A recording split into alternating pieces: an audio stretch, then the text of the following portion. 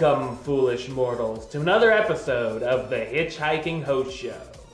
I am your host, your ghost host, West Truth. And I'm back this week with another Trending Topics episode where we're going to talk about what went down in the Disney parks. Both Walt Disney World and even a little bit of Disneyland this week. How about that? My Disneylanders represent. Whoop whoop. Because we've been talking more about Walt Disney World lately, but we got some Disneyland stuff too. Well, kind of. You'll see. Anyway, so let's get this show started, shall we? Let's do this.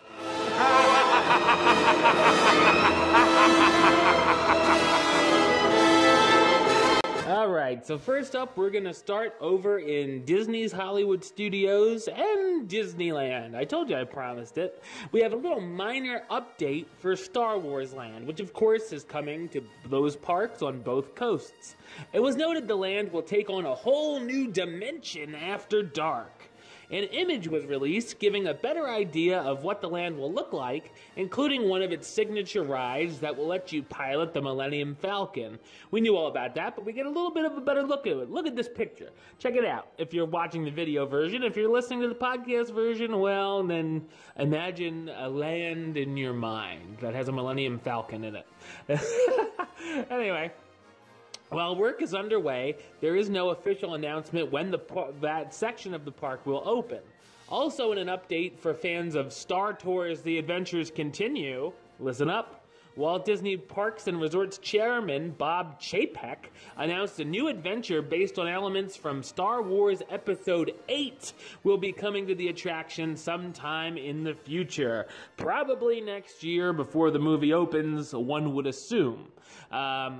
So, no Rogue One announcements, and no scene from Rogue One. So, I guess you're SOL if you wanted a Rogue One scene. That would have been nice, but whatevs. But there is a scene from Episode 8 coming to Star Tours, and we know there's going to be some cool stuff going on after dark in Star Wars Land. I've said it on here a million times. I'm excited for this. Whole Star Wars Land. Can't wait to see it whenever it will open in the next few years. Bob Chapek confirmed also about another Disney park. We're going to park hop over to Epcot because the rumored future overhaul of Epcot, similar to what we're seeing now at Disney's Hollywood Studios, is indeed in the works for the next few coming years. While the plan is still in the conceptual phase, Chapek told event attendees that Imagineers are being encouraged to dream big in order to create new experiences that are both uniquely Disney and true to Epcot's original vision. Well, you know, the internet loves to scream about that. Though details were scant, we'd imagine more of the plan will be revealed at next year's D23 Expo in California. I like Epcot, I do. It's one of my favorite parks in Walt Disney World. I'd say it's my, out of the four, my second favorite. At least till Star Wars Land comes, then it might jump down to 3. But, it could use a little bit of work. Future World isn't exactly what it used to be. See, I actually prefer the 1982 Epcot to today's Epcot, and I liked a lot of the pavilions a lot more back in the day. So maybe if they change things, change things around a little bit, maybe I'll like it even a little more. I don't know. It's hard to say. Maybe not everyone will agree with the direction that they change it in, but, it is what it is. I know everyone wants to keep it a little more scientific in the way Epcot originally was in the 80s, but hopefully they can stick to keeping some of that in, but, who knows? We'll have to see what happens. Disney also revealed this week what the brand new Pandora, the World of Avatar themed land at Disney's Animal Kingdom will open in less than a year, with the park committing to a summer 2017 release date for the new land. Additional details about the land should be made available soon. You know, the more I get, I'm not exactly excited, I guess you could say, about Avatar Land, but I mean, it has me intrigued a little bit. I can't wait to see that river boat ride, the Navi River Journey, or whatever it's called. That I'm more intrigued about that than the flying ride, because that's just going to be a big screen ride like Soarin', and we all know what that looks like. But the boat ride, where there's going to be really cool effects, and you know, you go through the neon light stuff in the nighttime of Pandora. I can't wait to see that. That I can't wait to see in you know, in person. So that hopefully, you know, it'll be cool all around. But we shall see, because that'll be opening in, who knows, 6-7 months. So exciting. This week, Disney confirmed that the next generation of Magic Band, named, you want to take a guess? Magic Band 2, Magic Band Part 2, is officially on its way to the Walt Disney World.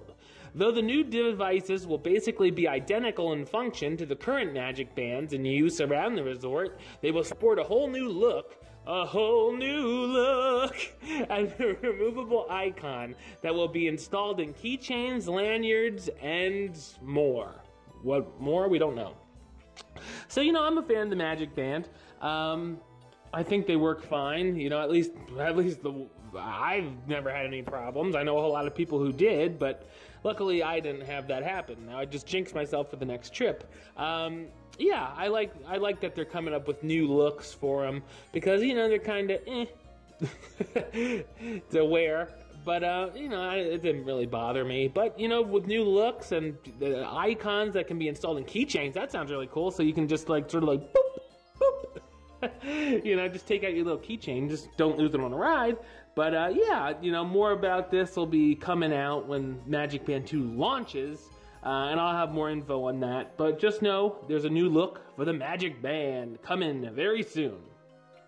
Disney has announced that a new store called D-Living is coming to the town center district of Disney Springs later this month. That will sell seasonal. Oh God! She sells seashells by the seashore, home decor including furnishings, housewares, and decor. Obviously.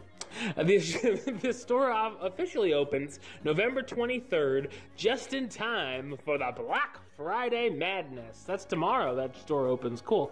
So yeah, definitely if you're going to be checking out Disney Springs in the madness of all this Thanksgiving Day weekend, check out the D-Living store as well.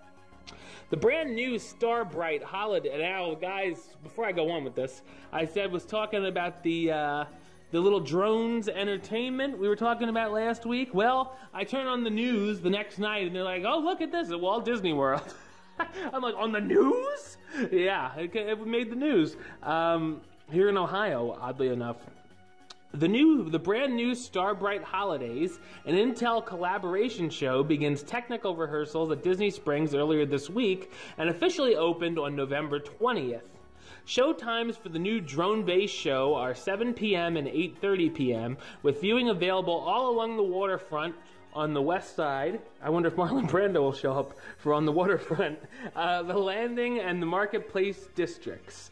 The new show will be performed nightly through the holiday season until January 8th, 2017. So, from what I've seen of this show, it looks really cool. You know, they have the drones that have little lights on, and they have them in different holiday designs that they all create. It looks really cool. I would definitely check this out if I was in Disney Springs. Definitely seems like a cool thing. So definitely check that out if you are going to be in the area. If you've ever stayed on property at a Walt Disney World hotel, you might have taken advantage of a free service that allows guests to ship packages to the front desk before or during a stay. However, effective immediately, the service is no longer free. Haha, suckers. As Disney has begun charging a $5 handling fee for each package received via UPS or any other delivery service through the front desk or delivered to a hotel room. So if you have like 4 packages that for some reason come while you're at the Disney World, one of the Disney World resorts, expect to pay $5 each, so you'd have a $20 bill if you had 4. Well, I've never had this happen, so I never have to worry about it. But in case you get package delivery for some reason at your hotel, just know there's going to be a $5 fee. The covered patio area at Disney's Polynesian Village Resort's Oasis Pool has been available for hotel guests to reserve on a first-come, first-served basis after a quick call to the front desk and a hookup. However, this past weekend, Disney officially discontinued that policy. God, they're slaying down, and is now requiring guests who want to reserve one of the spots for their own private use at the pool to pay one of the following reservation fees. Yeah, so you have to pay to reserve. $26.63 for a half day, either 10 a.m. to 2 p.m. or 3 p.m. to 7 p.m., or $42.60 for the full day, which covers you from 10 a.m. to 7 p.m. As is the case before, patio continues to include a couch, 3 chairs, and a coffee table. You know what they can do with that money. See, I go to Walt Disney World to go to the parks and have fun, not laze around the hotel like a bum. But if that's what you're into, you want to pay the price, then you can pay the price. And yeah, having fun wasting your time laying on a beach chair. Anyway, and finally, perhaps in an effort to shore up flagging attendance, Disney has announced a new 4-park Magic Ticket. It's a deal that is good for a single day's admission to Magic Kingdom, Hollywood Studios, Epcot, or Animal Kingdom on 4 separate days with no park hopping. The price for the new ticket type is $279, not $2, for adults 10 and over, and $259 for guests between the ages of 3 and 9. The new ticket can only be used at each park once, but if you want to see all 4 parks in 4 different days, the new ticket could be a pretty good deal. So in other words, you have to go to each park. Well, you don't have to go to you can't go to Magic Kingdom twice and skip out on Animal Kingdom. Sorry. But that's just how the ticket works. So if you're interested in that deal, check it on out. It is called the Magic Ticket. Alright, well that's the show. For all my American friends out there, happy Thanksgiving if I don't see you until then. But until then, next time, don't forget to subscribe right here on YouTube. YouTube.com/HitchHostShow. You can like the show on Facebook, Facebook.com/HitchHostShow. Follow on the Twitter @HitchHostShow. And if you want to listen to the show, or you are listening to the show, you can do so over on Podbean. It's HitchHostShow.podbean.com, or search on iTunes or Stitcher under West Troop or the Hitchhiking Host Show. Until next time, don't forget to